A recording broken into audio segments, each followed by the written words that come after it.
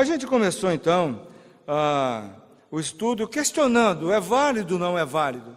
Qual era o meu pensamento alguns anos atrás? Os irmãos sabem que eu estudei num seminário bom, mas lá não se toca nessas questões que às vezes são denominacionais, né? Lá se ensina aquilo que é básico na Bíblia, mas para mim tanto fazia. Esse negócio de véu tanto faz. Era o que eu pensava aí, e às vezes conversava com meu avô, José Vidal. Mas um dia, em um congresso lá em Vitória, veio um irmão que já está com o Senhor, que muitos aqui já ouviram, chamado Carlos Osvaldo. Ele foi chamado para falar sobre o papel da mulher na igreja. Isso deve ter sido em 94. E no meio desse estudo grande que ele deu, estava ele, o Gavin e o nosso irmão Benito Bongarrá, lá da Argentina. Ele deu uma pincelada sobre a questão do uso do véu. Ele é um batista. E aquele dia eu tomei um choque. Porque eu vi que na verdade, eu nunca tinha sentado para me deter sobre esse texto. E eu fiz isso. Por volta de 3 meses, eu peguei lá minha Bíblia grega, peguei meus rascunhos e fui estudar o assunto. E eu mudei de ideia. Porque era uma questão de opinião minha. Eu estava tratando com leviandade um texto que está na palavra de Deus. Eu nunca tinha parado, eu estou sendo sincero, para estudar esse texto com seriedade. E em estudá-lo e conversando com outras pessoas, eu entendi o que eu entendo hoje da validade do uso do véu. O que eu sou contrário? Eu sou contrário ao uso do véu por tradição, onde as pessoas usam, mas não é explicada para elas por que ela usa. E é por isso que alguns dos nossos líderes estão deixando de usar, estão deixando em liberdade, e você sabe onde que isso acaba, porque eles não sabem abrir a Bíblia e explicar. E eu era uma pessoa assim, apesar de que na época eu não era líder de igreja. Eu conversando com alguns, na verdade, né, porque já são várias igrejas que deixaram o uso. Nenhum deles nunca, jamais me deu um motivo bíblico. Um me falou assim, amigão meu, rapaz, eu não consigo convencer nem minha mulher e minhas filhas, como que eu vou passar isso para a igreja? A língua ficou coçando, irmãos. Porque tem um versículo na Bíblia que diz que se eu não consigo cuidar da minha família, como que eu vou cuidar da família de Deus? Mas eu não falei nada para ele não, mas deu vontade. A pergunta que a gente fez é válido ou não? Eu espero ter, até agora, deixado claro que sim, com entendimento. Primeiro, Romanos 12 nos chama a prestar a Deus um culto racional. O que é racional? É algo que a gente entenda. Por que eu faço isso na igreja? Tem que ter um motivo bíblico. Isso é culto racional. É aí que nós apresentamos a Deus um culto racional. Mas eu quero terminar essa parte dizendo que nós devemos evitar exageros. Por exemplo, quais são alguns exageros? Se você pensa diferente de mim, por favor, não me queira mal. Querer editar, por exemplo, cor de cobertura. O apóstolo não entra nessa questão. Ele fala que, aliás, a palavra véu foi traduzida para nós porque expressa melhor a ideia, mas a palavra significa simplesmente cobertura. Eu fui num lugar, por exemplo, pregar, uma irmã, ela colocava um lenço mesmo, aqueles lenços de tipo seda, cetim, não sei, um pano. No primeiro momento, eu achei estranho, né, porque eu estou acostumado a ver as irmãs com esse véu de tule. Eu falei, não, é a cobertura. Eu voltei o pensamento. Então, devemos evitar esses exageros. Vamos lembrar que a palavra diz ter um véu sobre a cabeça, e cabeça é daqui para cima. Eu, particularmente, acho bonito um véu que cobre o cabelo, né, até o ombro aqui, mas eu não tenho base bíblica para exigir algumas coisas. Podemos entrar na igreja num consenso, conversando, e chegar a esse consenso, mas não devemos evitar esse exagero, porque a Bíblia não especifica a cor, nem formato, nem o tipo, mas diz que deve haver uma cobertura. Só um minutinho, irmã. Outra coisa que a gente percebe, e essas perguntas sempre me vêm, onde que eu devo usar? Eu sei que talvez tenha uma pergunta dessa na caixinha lá. Eu vejo esse ensino aqui, capítulo 11, num contexto de reunião da igreja. Aqui está tratando de coisas que acontecem no momento que a igreja está reunida. Porque algumas pessoas, e uma vez o irmão ficou muito bravo comigo, e falou, se é para usar na igreja, então tinha que usar na rua, no trabalho, em qualquer lugar. Mas o texto bíblico, o contexto do assunto, onde também está a ceia do Senhor, a gente não faz a ceia do Senhor em qualquer lugar, a gente faz quando a igreja está reunida, é nas reuniões da igreja de Cristo, ok? Quanto devo começar a usar? Quando batizar, antes de batizar? São perguntas que a Bíblia não traz uma resposta. Eu entendo, por exemplo, se depender de mim, né?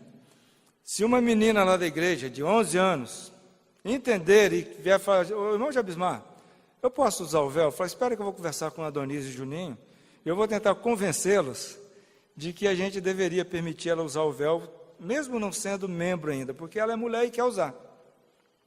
Agora, tem gente que vai dizer, não é só depois de batizar. Isso eu acho que cada igreja local define. A minha orientação para as irmãs é sempre, siga aquilo que a igreja sua estabeleceu. Siga, você é membro lá, eu sou membro do Santo Torquato porque eu quero. Ninguém me obrigou a ir para lá. Então, a partir do momento que eu me membrei lá, aí lá nós temos um regimento interno. Se você um dia for ser membro lá, você vai dar uma lida nele e vai ver se dá para a gente caminhar junto. A partir desse momento, eu preciso me submeter àquilo que é bíblico, àquilo que está estabelecido. Ok. Cima. Botou o dedo na tomada? Não, brincadeira.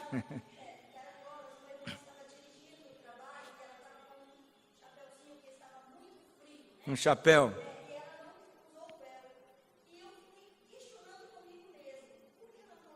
Uhum.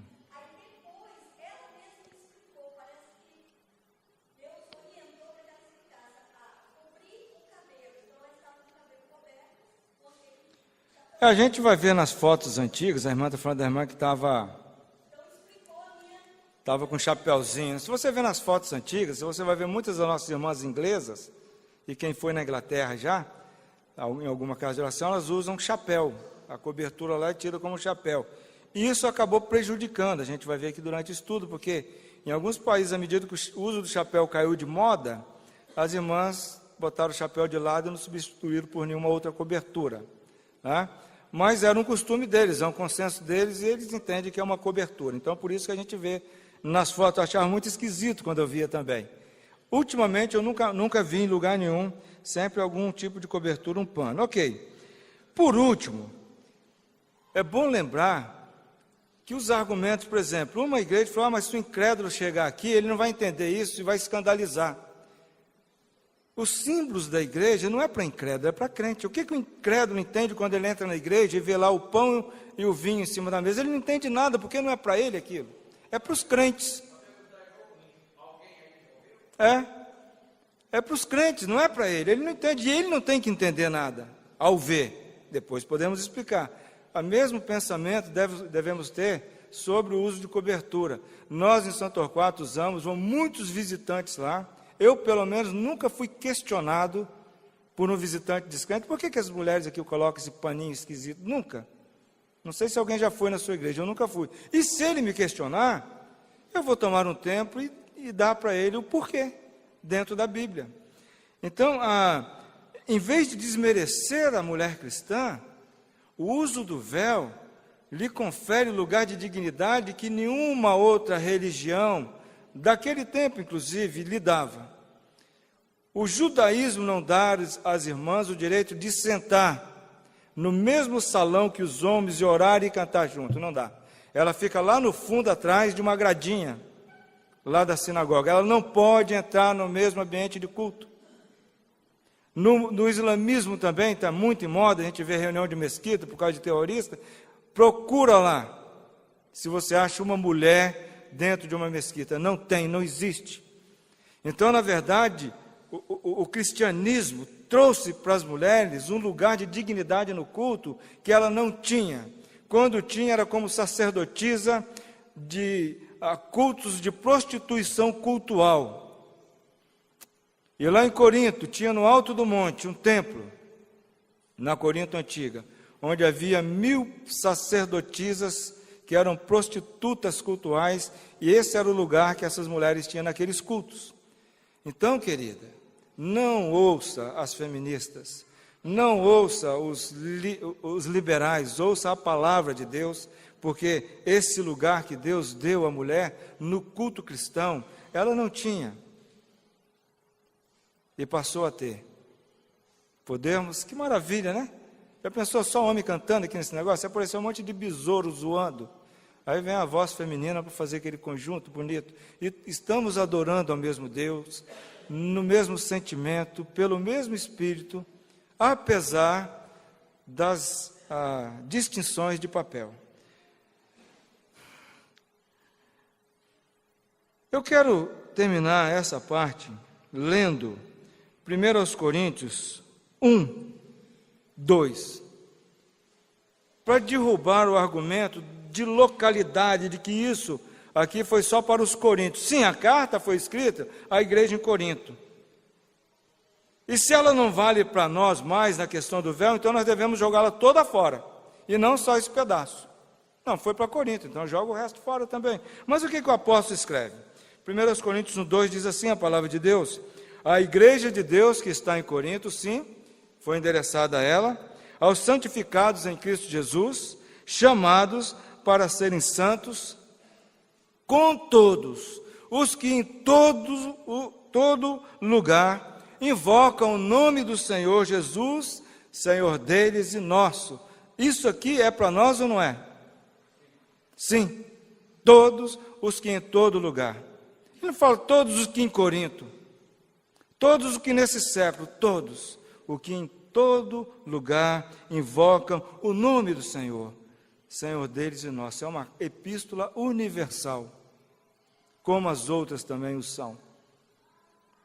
A carta ao Efésios foi sim escrita à igreja de Efésios, aos Colossenses também, mas também a nós, porque são ensinos universais.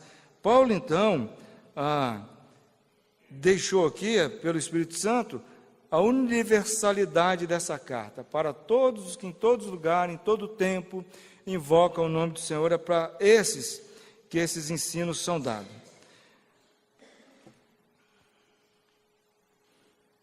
Eu quero agora passar com os irmãos algumas leituras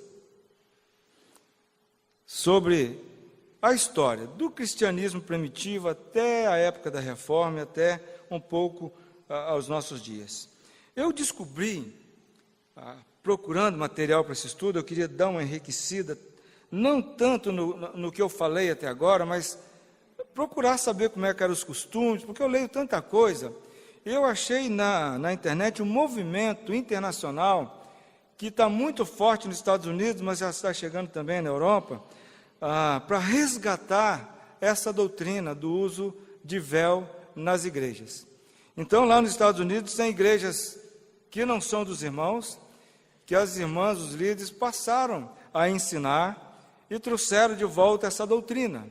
Esse movimento ele está acontecendo, ele está em andamento, e eu tenho, então, ali eu consegui algum material, inclusive esse que nós vamos ver agora, sobre esse ponto do uso do véu através da história da igreja, vendo qual era a prática da igreja primitiva, tendo visto as bases doutrinárias. Vamos dar um passeio aí pela história. Clemente de Alexandria, alguns eu já li, mas tem muitos mais. A mulher e homem, olha a época, 150, comecinho. Mulher e homem devem ir à igreja vestidos decentemente, porque este é o desejo da palavra, uma vez que é decente que ela ore coberta, por causa dos anjos, que ela se cubra. Era isso que Clemente ensinava.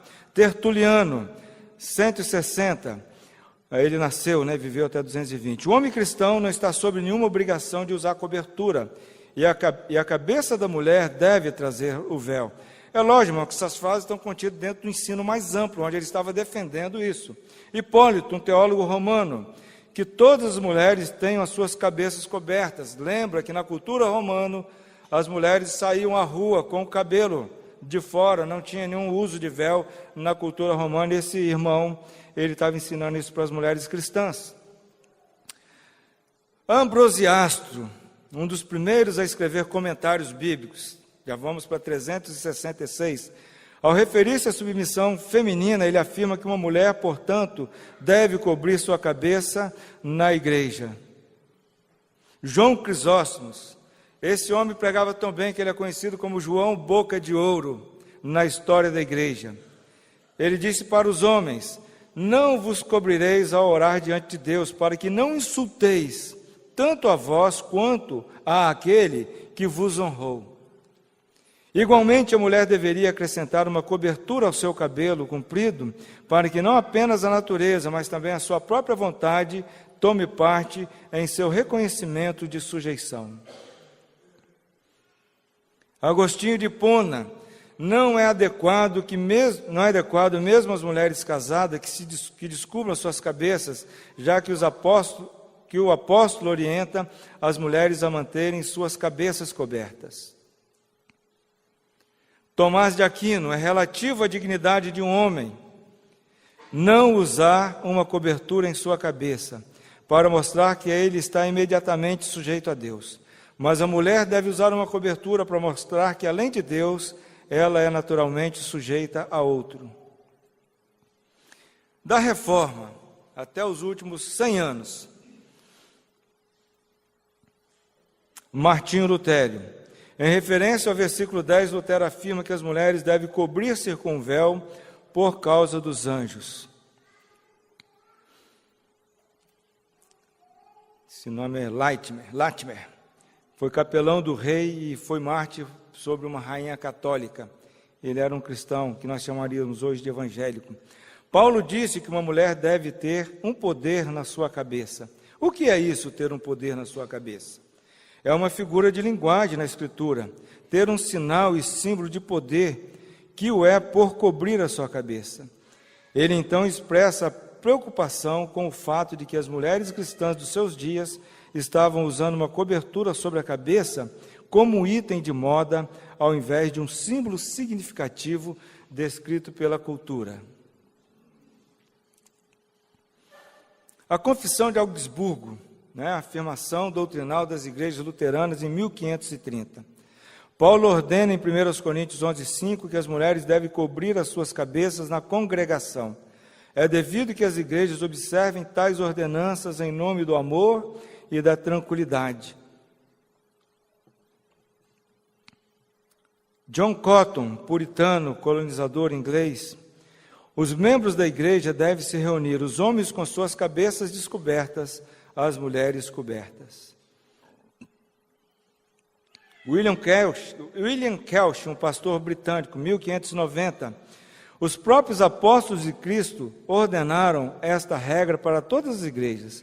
As mulheres devem velar ou cobrir suas cabeças, sempre que elas aparecerem na congregação.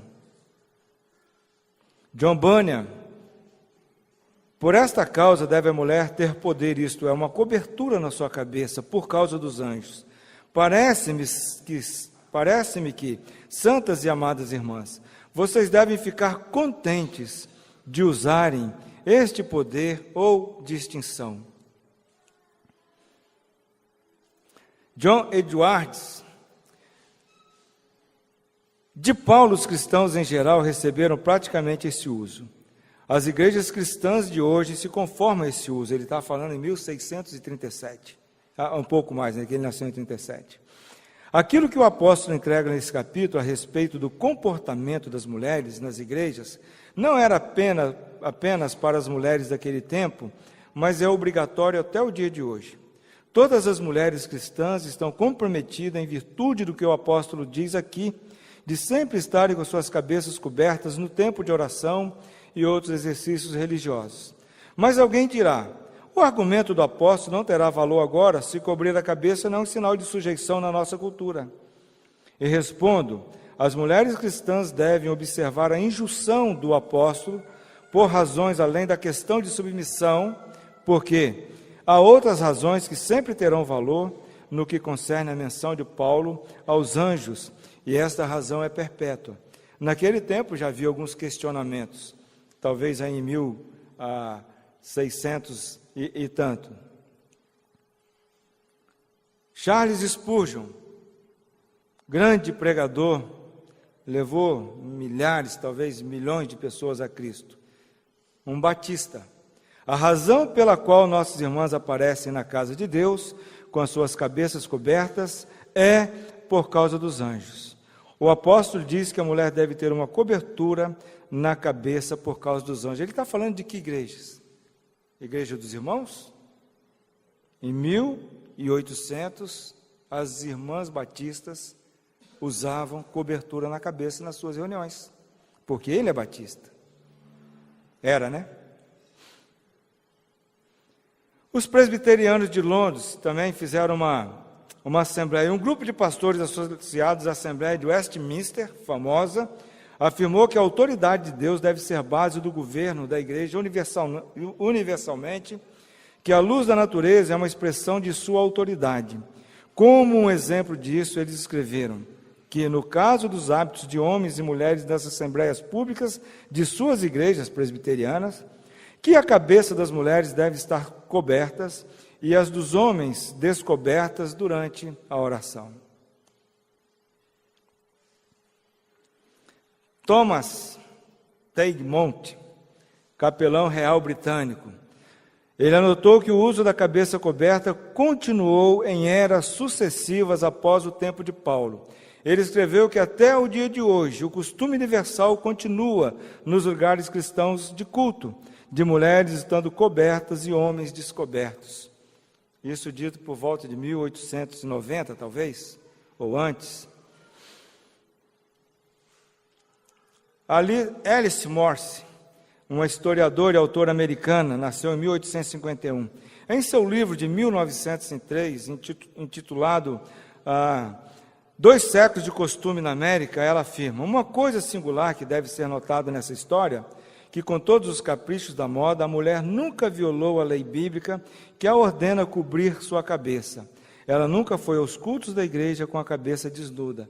Ela está relatando aquela situação naqueles tempos que ela vivia, antes, provavelmente de 1900. Uma transição, do último século para cá. R.C. Sproul nasceu em 1939. Hoje, aqueles que já leram um livro desse homem, que já ouviram as suas pregações legendadas no YouTube ou em qualquer outro recurso, sabem que esse é um homem profundamente conhecedor das Escrituras. O que ele diz hoje? Durante os meus anos de ensino médio, quando eu ia à igreja no domingo de manhã, eu nunca vi uma mulher naquela igreja, era uma igreja presbiteriana tradicional, cuja cabeça não estivesse coberta com um chapéu ou véu. Este é um daqueles costumes que simplesmente desapareceu da maior parte da cultura cristã. Ele está reclamando desse costume ter sido abandonado. Se ele nasceu em 39, ele está falando do tempo que ele era do ensino médio, vamos botar aí 17 anos, 1945, 46, ele diz que naquele tempo, lá nos Estados Unidos, na igreja que ele ia, uma igreja presbiteriana, as irmãs cobriam a cabeça. Ele, de novo: nós estamos persuadidos de que o mandado bíblico ainda está em vigor. Se há alguma indicação de uma ordenança perpétua na igreja, trata-se daquela que é baseada em um apelo à criação. Por isso eu falei com os irmãos, o fato de Paulo ter voltado lá na criação é um apelo muito profundo, de estabelecer, de voltar à origem, deixar de olhar para as circunstâncias e voltar lá no começo, o que Deus fez. E acho que não importa nem um pouco se é um lenço, um véu, mas eu penso que o símbolo deve permanecer intacto, como um sinal de nossa obediência a Deus. O R.C. Sproul Jr. nasceu em 65, depois de mim, eu nasci em 57. A igreja rejeitou esta prática nos últimos 30 ou 40 anos. Olha a brevidade do tempo, 30 ou 40 anos. Ele é nosso contemporâneo. Talvez ele tenha dito isso 10 anos atrás, então vamos botar 50, 60 anos. A igreja rejeitou essa prática nos últimos 30 ou 40 anos, não por causa de uma nova revelação interpretativa, mas por causa da pressão do mundo. De maneira geral, até 50 anos atrás, todas as mulheres em todas as igrejas cobriam suas cabeças. E ele faz uma pergunta: o que aconteceu nos últimos 50 anos? Nós tivemos o movimento feminista, fonte da qual, infelizmente, muitas mulheres cristãs estão bebendo, principalmente aquelas que têm feito faculdade de alguma ciência humana e, em especial, psicologia. Voltam de lá totalmente avessas aos princípios da palavra de Deus. Eu estou falando por isso, porque isso aconteceu lá na nossa igreja em pelo menos 2 ocasiões. Tivemos o movimento feminista, querendo abolir todo e qualquer resquício daquilo que Deus estabeleceu lá na criação e que deveria permanecer. Ele, de novo: eu acredito em cabeças cobertas na igreja. Ele, Deus nos diz que nossas esposas devem estar com as cabeças cobertas. Nossa família tem seguido esta prática. Alegra-me também, ousadamente, sugerir que virtualmente todos os cristãos, desde o tempo da Epístola de Paulo até cerca de meio século atrás, concordam comigo nesse assunto. Eu temo que muitos de nós que não honramos a Deus com nossas cabeças, estejamos honrando a Deus com os nossos lábios, mas não com os nossos corações. Esse homem, lá na igreja dele, as irmãs cobrem a cabeça. E ele não é de uma igreja dos irmãos, até onde eu estou informado. Se alguém tem essa informação, pode me ajudar. Se eu não me engano, ele é presbiteriano. Salvo engano, ok? Vamos caminhando aí. Robert McQueen, reitor universitário. Historicamente, os evangélicos creram que Deus comunicou a verdade entre os homens de tal maneira que ela pudesse ser compreendida e servir como um guia divino para o pensamento e para a vida. Mas talvez por causa da influência do pós-modernismo, agora nós temos uma casa evangélica dividida. Alguns entre nós nos tornamos relativistas moderados. O que é relativista? A pessoa que relativiza a palavra de Deus. Não, isso aqui não é a palavra de Deus. Não, isso aqui é.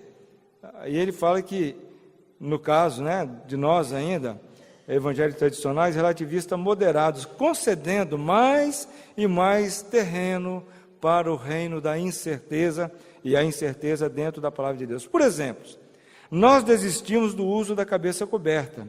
Agora nós somos desafiados por companheiros evangélicos para desistir de Adão e Eva. O que ele está falando aqui? Dos papéis distintos no casamento, de limitações ao divórcio, de uniões exclusivamente heterossexuais, de um homem casando com uma mulher, desistir do inferno, da fé em Jesus como único caminho para a aceitação de Deus e, o que é mais essencial, de uma Bíblia inerrante. O que ele está dizendo aqui? Olha, nós começamos com pequenas concessões, relativizando o uso do véu. Agora, eles estão querendo mais, e mais, e mais. E tem pastores dizendo que o que Paulo condenou não foi o homossexualismo, mas sim a promiscuidade dentro do homossexualismo. Você vai ouvir, por exemplo, alguns pastores que eram firmes na palavra dizendo isso. O que é uma tolice sem medida, porque ele chama isso de abominação. Não é o nosso assunto, mas essas concessões são perigosas. John Murray, teólogo e professor de Princeton, fundador de um seminário. Como Paulo apela para a ordem da criação, é totalmente indefensável supor que o mandamento e o seu motivo têm apenas relevância local ou temporal. A ordem da criação é universal e perpetuamente aplicável, como também são as implicações das condutas dela decorrentes. William MacDonald. Estamos tendo o privilégio de ter agora vários livros desse irmão em português. Quem já leu algum livro desse irmão, que é da Casa de Oração dos Estados Unidos? Filé mignon, né? Coisa boa. Ele era reitor do seminário lá do Emmaus Bible College, que é um seminário das nossas igrejas nos Estados Unidos. Há 2 anos eu tive o privilégio de ir lá e eu fiquei com a dor de cotovelo daquelas. Uma estrutura fantástica, uma universidade mesmo. Ela tem também, além da faculdade teológica, tem algumas matérias como arqueologia, algumas matérias assim que não necessariamente são bíblicas. E ela está entre as 10 melhores faculdades dos Estados Unidos. E é das nossas igrejas lá nos Estados Unidos, onde estudou nosso irmão Gavin, o irmão Donald Richard Dewey, Warren Brown, esses irmãos estudaram lá. O que diz o William MacDonald? Paulo ensina a subordinação da mulher indo de volta à criação. Olha só o que todos os ensinadores chamam a atenção deles, esse ponto fundamental. Isso deveria deixar de lado para sempre qualquer ideia de que esse ensino sobre a cobertura da mulher era algo adequado culturalmente àqueles dias, mas que não é aplicável a nós hoje. Isso deve ser deixado de lado. Por último, o Charles Hyde, professor lá em Dallas, foi professor do Carlos Oswaldo, aquele irmão que eu falei que me chamou a atenção para esse assunto. Um dia ele deu estudo sobre esse assunto lá em São Torquato para nós. Morreu esse ano, morreu recentemente. Olha o que ele diz: as mulheres devem usar véus ou cobertura no encontro da igreja, e os homens não. As razões de Paulo são baseadas na teologia, ou seja, na autoridade, na ordem da criação e na presença de anjos na reunião. Nenhuma dessas razões estava baseada em costumes sociais contemporâneos. O comando de Paulo não estava conectado com alguma peculiaridade local de Corinto. Irmãos, eu não sei se vocês já ouviram esse homem. Eu já tive o privilégio de ouvi-lo e eu tive lá uma série de aulas em que a gente ouvia vídeos dele sobre a inerrância da Bíblia. Um profundo conhecedor da palavra. Uma pessoa dispensacionalismo puro, igual o nosso. Coisa fantástica. Ele teve algumas vezes lá no Palavra da Vida, dando conferência. Esse homem, ele não é essencialmente melhor do que nenhum de nós, mas o conhecimento dele nos deixaria no chinelo. O conhecimento dele. Por quê? Porque ele se dedicou ao estudo sério da Palavra de Deus. Esse rebuscar histórico que eu fiz é só para reforçar aquilo que eu passei a crer. Então nós vimos que em mais de 1800 anos da história da igreja, mais de 1800, é mais do que isso, mas no mínimo, era um costume nas diversas linhas do cristianismo evangélico, as mulheres usarem a cobertura na cabeça. E eu confesso que eu fiquei mais aliviado com essa informação bem fundamentada, que eu achei no material desse pessoal que está resgatando a esse ensino. Eu tenho comigo, eu vou pedir autorização a ele para publicar em português, pelo menos para circular entre as nossas igrejas. Uma pesquisa profunda, ele tem muito mais. Eu fiquei encantado desse reforço da história e de homens tão famosos em todos os meios, que entendiam o que a Bíblia diz e como a Bíblia diz e defendiam isso, inclusive isso está escrito. Teólogos antigos, mas também teólogos contemporâneos, que não são das igrejas dos irmãos. Até mesmo tem eu não trouxe aqui. Os irmãos mais antigos vão lembrar que como as mulheres iam nas igrejas católicas quando você era garoto. O que elas usavam nos seus cultos? O véu. Algumas até hoje usam. apesar de não ser mais obrigatório, mas algumas usam ainda. É uma prática, irmãos, que vem caminhando durante a maioria da história cristã e que foi abandonada pelas outras igrejas nos últimos 100 anos, 100 e poucos anos, e infelizmente, no nosso meio também, alguns estão começando a abandonar, e algumas igrejas já estão relativizando a palavra de Deus também, porque se você abandona e se acha no direito de abandonar um princípio, por que você não pode abandonar outros, e outros, e outros, e outros? Então esse alerta, queridos irmãos, queridas irmãs, é para nos fazer perceber que, na verdade, nós não somos diferentes. Nós continuamos. Os outros que se tornaram diferentes. Nós continuamos trazendo aquilo que as igrejas cristãs, através dos séculos, observavam. Não precisamos nos envergonhar disso, só nós que somos diferentes. Não, eles que se tornaram diferentes, segundo essa pesquisa que nós vimos. E isso tem fonte, tem os livros. Eu não coloquei fonte aqui porque não está escrito, mas lá no livro tem a fonte, onde foi escrito. Tudo isso é documento registrado. Nós permanecemos, nesse aspecto, na palavra. É isso que aconteceu.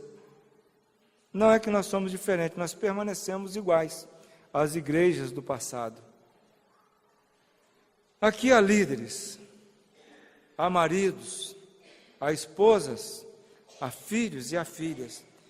E a decisão que nós temos que tomar hoje, alguns é de continuar obedecendo ou não, e alguns de que nós vamos obedecer ou não. Marido, ao sair de casa, dá uma ajuda à sua mulher de lembrar, de levar o véu. Às vezes acontece de esquecer. Acontece, a minha mesmo já esqueceu esses dias. Puxa, eu pensei que o véu estivesse aqui no carro, não está. Paciência, né? Podia talvez ter lá uns véus lá na casa de oração de Santo Torquato para as esquecidas. Porque às vezes a pessoa só esqueceu. Por isso que eu não julgo quando eu vejo uma irmã sem véu. Às vezes, normalmente eu chego para ela depois. Hoje eu tenho essa prerrogativa como líder da igreja, de chegar para ela e perguntar o que aconteceu. Esse dia mesmo eu vi uma menina distraída, uma irmãzinha muito querida, dos nossos jovens lá, e ela tinha esquecido de colocar o véu. Eu pedi a coleguinha para chamar, falei, colocou, porque ela estava esquecendo, não era de rebeldia nem nada.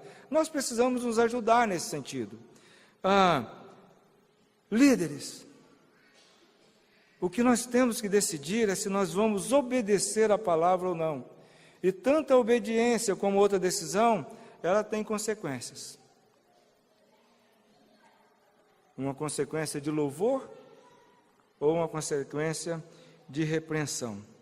Eu quero terminar, e aí eu vou dar 8 minutos para vocês, Dezinho, citando o versículo ainda em 1 Coríntios 14. Por favor, abre aí, em 1 Coríntios 14. Nós lemos que toda a palavra de Deus é inspirada. E 1 Coríntios também é palavra de Deus. 1 Coríntios 14.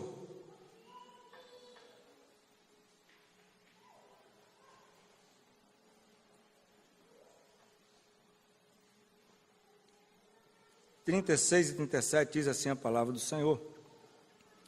Porventura, a palavra de Deus se originou no meio de vós? Ou veio ela exclusivamente para vós outros? Que palavra que Paulo está falando? Aquilo que ele escreve. Olha só que interessante aqui. Aqui também derruba o argumento da localidade. Esses assuntos, vocês acham que surgiu só entre vocês? Ele diz o seguinte: se alguém se considera profeta, ensinador ou espiritual, reconheça ser mandamento do Senhor o que vos escrevo. Se alguém o ignorar, será ignorado. Mandamento do Senhor. Eu, Paulo, sou instrumento, eu sou vaso, mas eu quero que, se você se acha espiritual, você será considerado assim, se você reconhecer que o que eu vos escrevo, e inclusive 1 Coríntios 11, de 1 a 16. É mandamento, é palavra do Senhor, e isso eu acho que deve ser levado a sério por nós, nos nossos pensamentos. Se você quiser uma cópia do estudo, você pode me pedir, mas não me peça que manda para mim que eu vou esquecer. Se você anotar no papelzinho, eu vou colocar ele no lugar que eu não vou lembrar. Eu tenho um e-mail, jabesmar@hotmail.com. Você me pede, na hora eu vou anexar lá no computador e mandar para você sentar e talvez... Não é pecado ter dúvida, tá? Uma vez lá nós sentamos com 4 adolescentes, com dúvidas sobre esse assunto. Conversamos, eu e o irmão Adonis, na época o Juninho não estava no presbitério, explicamos, 3 entenderam, e uma falou: irmãos, eu tenho que ser sincero, eu não consegui ainda absorver isso, mas eu vou usar em obediência à igreja, e eu creio que é a palavra de Deus. Ela não entendeu, mas decidiu obedecer, já está bom demais, mas ela tinha dúvida. Ok, como a gente percebe o que é a palavra de Deus? É o que está aqui. Novo Testamento especial, as epístolas, foram escritas para a igreja. Do Antigo Testamento nós não tiramos norma para a igreja, mas tiramos princípios de fé, de perseverança, de muitas coisas. Mas as epístolas, irmãos, foram escritas para a igreja de Cristo, e elas não são descritivas, elas são normativas. Muitas passagens do Antigo Testamento são descritivas. Ela fala, por exemplo, que Abraão mentiu, nem condena e nem defende ele. Ela está descrevendo um fato. A gente sabe que ele pecou, porque a Bíblia diz que quem mente está pecando. Mas no texto lá você percebe, não há nenhuma repreensão para ele ter feito aquilo. Então é um texto descritivo, certo? Mas a epístola não, ela é um texto normativo. Ela contém normas para o funcionamento da igreja de Cristo. Vamos orar? Senhor Deus, mais uma vez te louvamos por esse tempo que tivemos aqui. Obrigado, Pai, pela tua palavra. Pedimos, ó Pai, se algum de nós aqui tem dúvida quanto a esse assunto, que possa fazer aquilo que a maioria dos homens de Deus fizeram: debruçar-se na palavra, buscar a orientação do teu Espírito e procurar ler o texto em dúvida com seriedade, buscando entender aquilo que o Senhor diz aqui, ó Pai. A tua palavra diz às irmãs que cumpre, que deve usar a cobertura, e em nenhum lugar da Bíblia nós vemos um mínimo de um versículo retirando esta ordenança, e por isso nós cremos e defendemos que ela é para hoje ainda, Pai. Que o teu Espírito possa trabalhar em cada coração, que aquelas pessoas que têm dúvida sincera, que busquem sinceramente entendê-la à luz da tua palavra. Nós te pedimos isso, nós rogamos a ti estas bênçãos, que nessa área e em outras nós possamos caminhar em acordo e de acordo com a tua vontade, Pai. Nós oramos em nome do Senhor Jesus. Amém.